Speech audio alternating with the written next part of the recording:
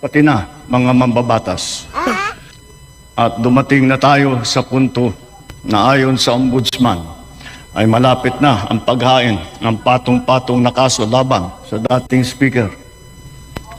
Masakit man sa akin ito, ngunit kailangan nating gawin ang tama. Alright, right off the bat, unang bungad talaga sa suna ni Bangag, mga kababayan, itong usapin kay Martin Romualdez na mukhang ipapakulong daw niya or another budo na naman ito, di ba? Isang taon na, Bangag. Isang taon niyo na kami binubudol. Ngayon, another budo na naman ba ito? Tutuhanin mo.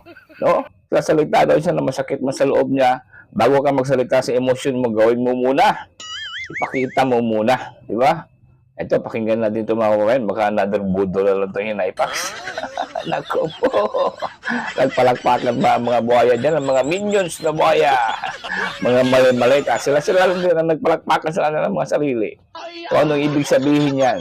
Papayag na kayong lahat na makulong si Romualdez. Naku po, Romualdez. I-ready mo rin yung script mo. Di ba? May script ka dati. I-ready mo na dahil mukhang ipapakulong ka raw ni Bangag. Totoo ba ito? Pakinggan muna natin ito, mga kababayan. Unang bungad talaga sa speech ni Bangag diyan sa kanyang zona ay mukhang iaalay niya si Martin Romualdez. Naku po, shoutout sa iyo, Martin. Pakinggan natin ito, mga kababayan. Naririto ako muli upang tuparin ang ating katungkulan. Ayan. At magbigay ng ulat sa inyo tungkol sa estado ng ating bansa at sa mga ginagawa ng inyong pamahalaan. Isang taon na ang nakalipas mula noong huli akong tumayo rito upang ilantad ang katiwalian na nadiskubre namin sa mga flood control project. Gaya ng aking ipinangako sa inyo, nagsagawa tayo ng malawakan at malalimang investigasyon na walang pagkikiling kahit kanino man. Masusi nating sinuri at sinundan kung saan tayo itinuro ng ebidensya. Lahat ng kailangang gawin ay ginawa natin upang matuntum ang punot dulo.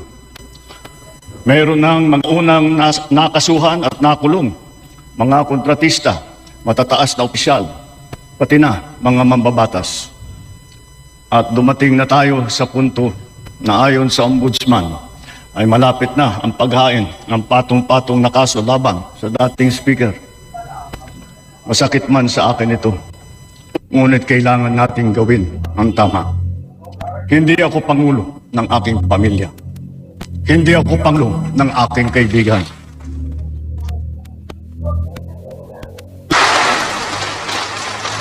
Ako ay pangulo ng Pilipinas at ang tungkulin ko ay sa inyo, ang aking mga kapwa Pilipino.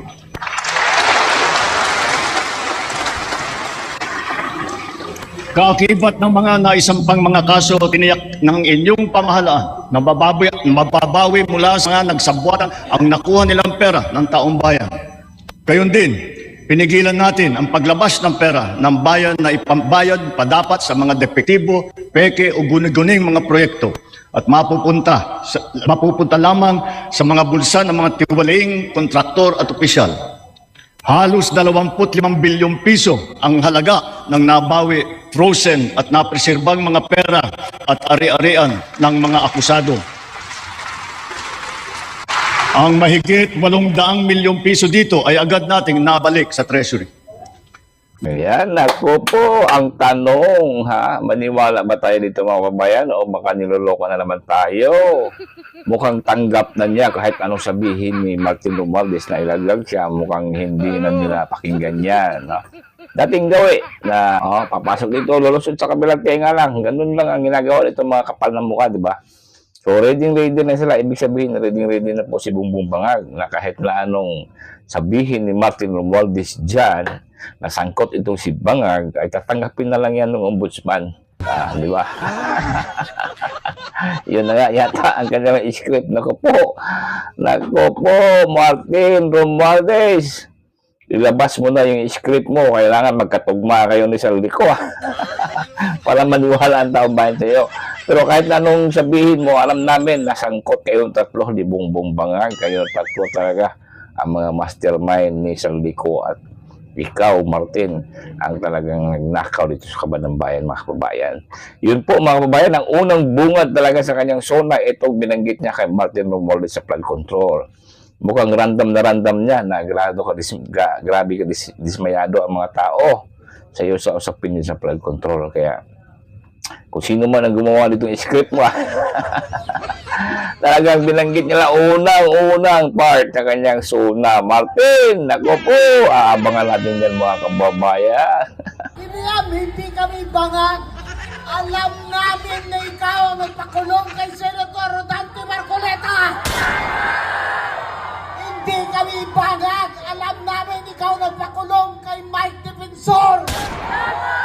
Alam din namin dahil hindi kami bangag na pinoproteksyonan mo ang anak mo na si Sandro. Kaya mo pinapatigil ang mga investigation ni Senator Marcoleta sa Blue Ribbon. Hindi kami bangag. Hindi. But your address on Monday. Well, I will reply. Well, I always Muna dia bangag.